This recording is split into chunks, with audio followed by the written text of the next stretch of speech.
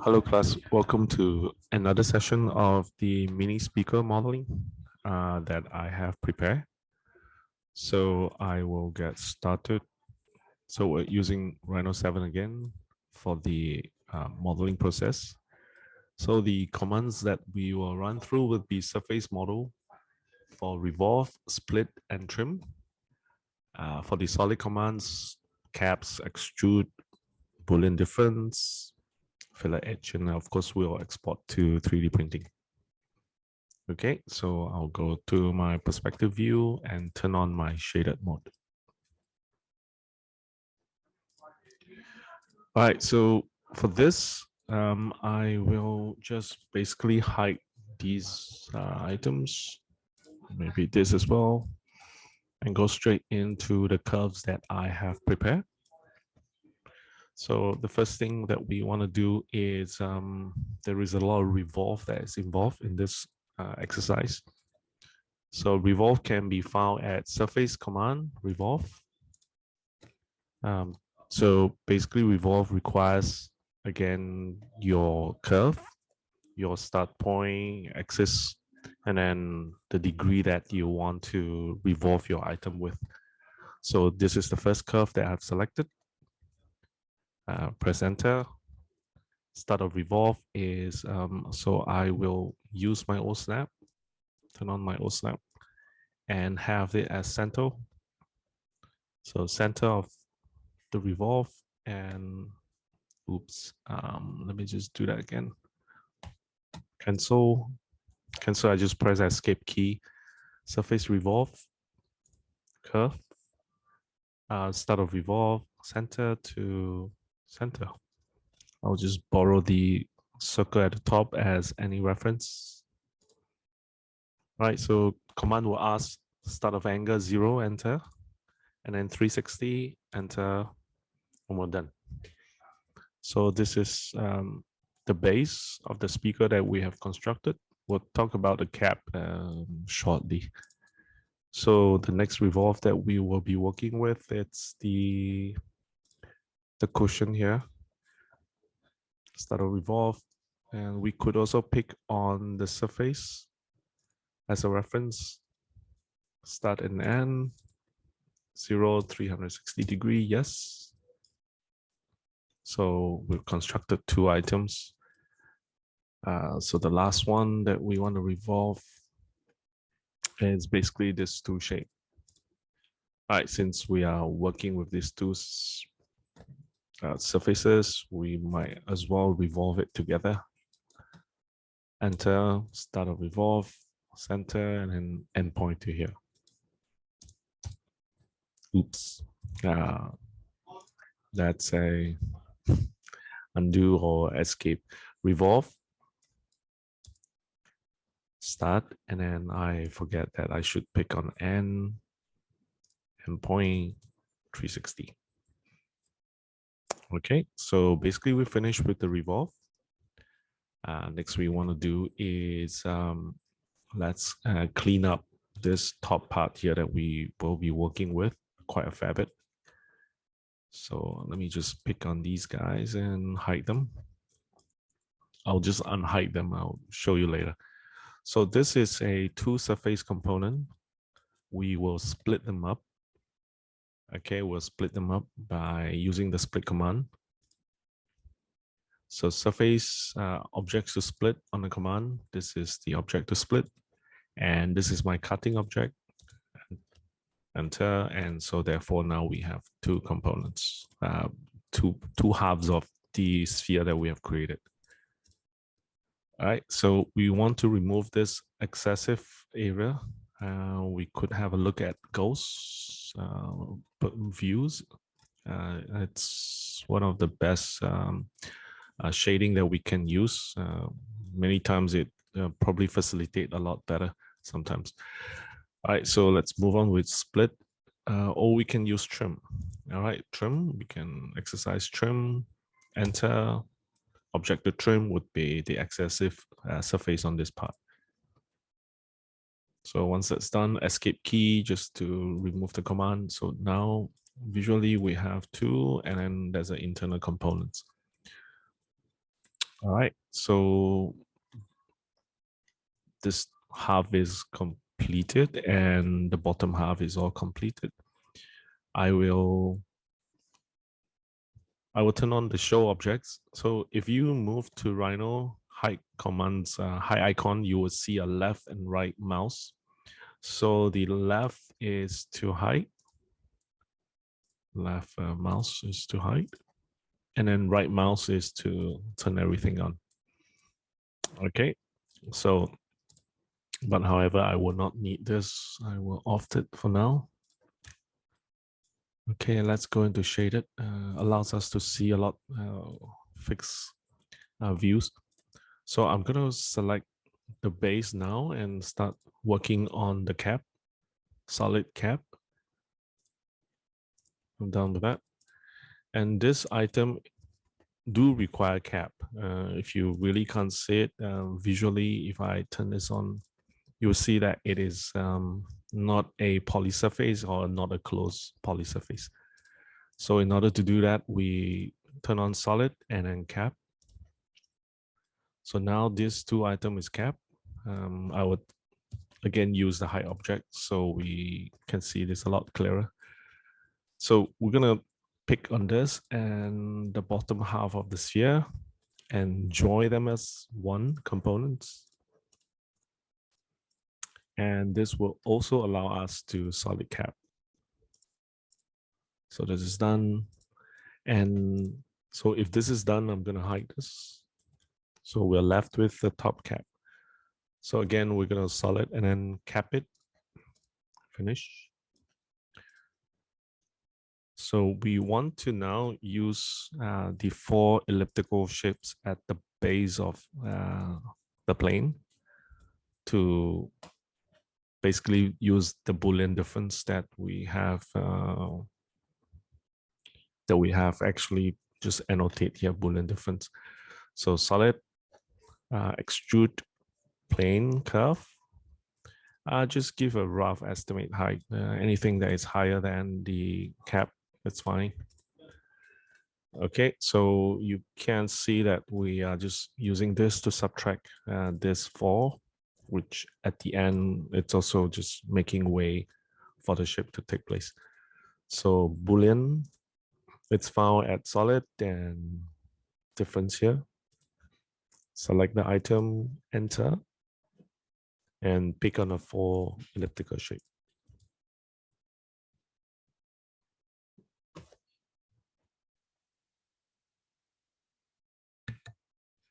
Okay, so once we're done with that, next part that we want to do is, well, you can turn on all the objects. We're done with this, yeah, pretty much everything. And just to give some details to your model, we would add the solid fillet edge command. Okay, solid fillet edge, and we're using 1, radius 1. So basically, I will be, solid fillet edge again.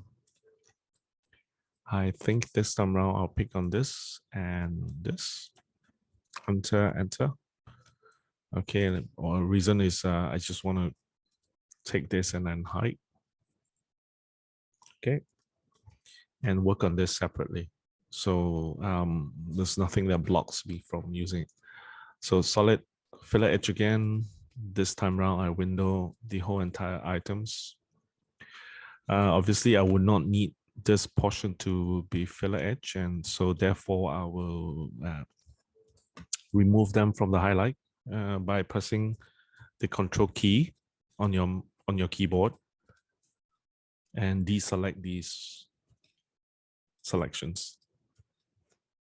Okay, we're still using 1. Let's take a look. Enter. Enter. All right, so they turn out fine. Looks good. Just gonna go right mouse. And now we have finished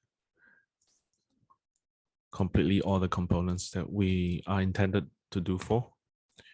So I'm going to select this and make a copy.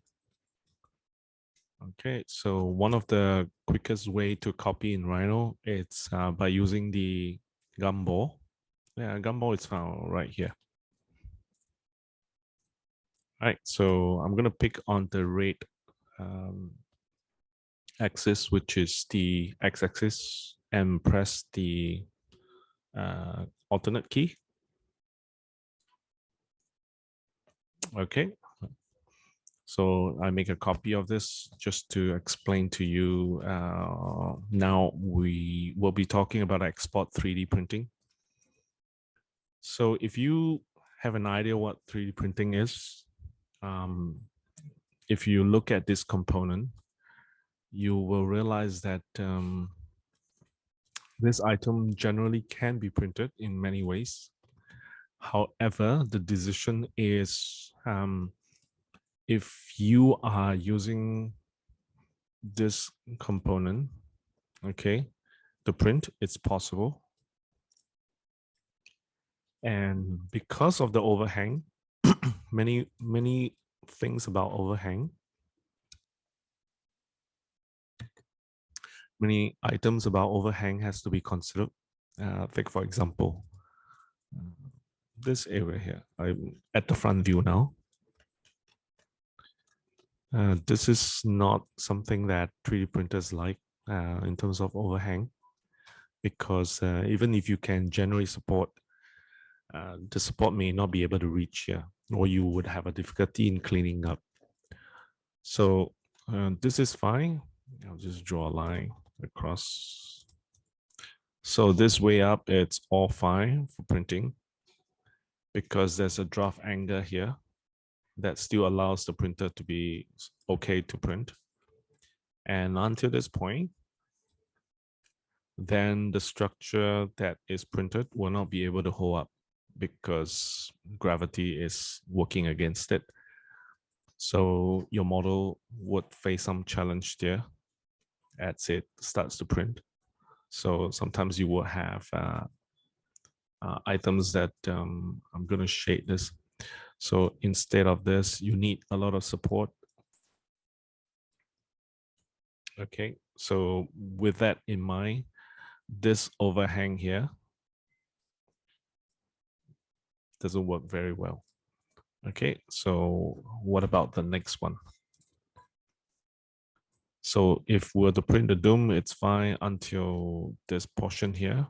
If you were to see in ghosted mode, there is a negative and then there's a positive for this item. So there's another overhang here, which 3D printers doesn't like because it will fall through based on gravity again. So if you were to do it, then the printer will start to fall through this gap here. All right, so if that's the reason, then what we need to do is to get a good print. We'll split these items up. So we'll just remove them as a separate entity. Okay, I'll just give you a quick visual. So this is how I will print the item. Of course, we can just put some glue on it and then eventually piece them up together. So if you look at the perspective, when I export, I will be having this as one component, 2, and then 3. Okay, so if I were to export at this point, I will select this file export selected. Okay, export selected. Maybe I'll just name it as part 1. Maybe you just hit top. Okay, top. And at this junction, even if I don't do anything, and if you're not sure, you can use the simple controls, and this is what Rhino will give you in 0.01. You can do a quick preview whether you like it or not, whether the mesh is okay. Detail controls again, you can select this as a more prominent numbers that you want to put in. So 100 Don't really tell a difference. Okay, refine simple mesh. 0, it's fine. So if Rhino can adapt the mesh, then we'll leave it. Okay. And then second model that we export.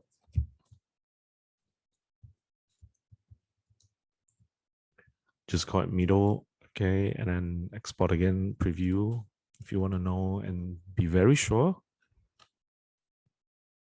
Okay. Yeah, the resolution is still good enough. Because we are telling Rhino to give a higher resolution of export. Okay, so okay with that. Okay. However, this we'll just say file export selected again, and I'll just say bottom. Okay, preview. Can I zoom in and see? Well, it's a small model. We can leave with the mesh this way. Say okay. We're done. Okay, so in your STL files, you should have 3 items.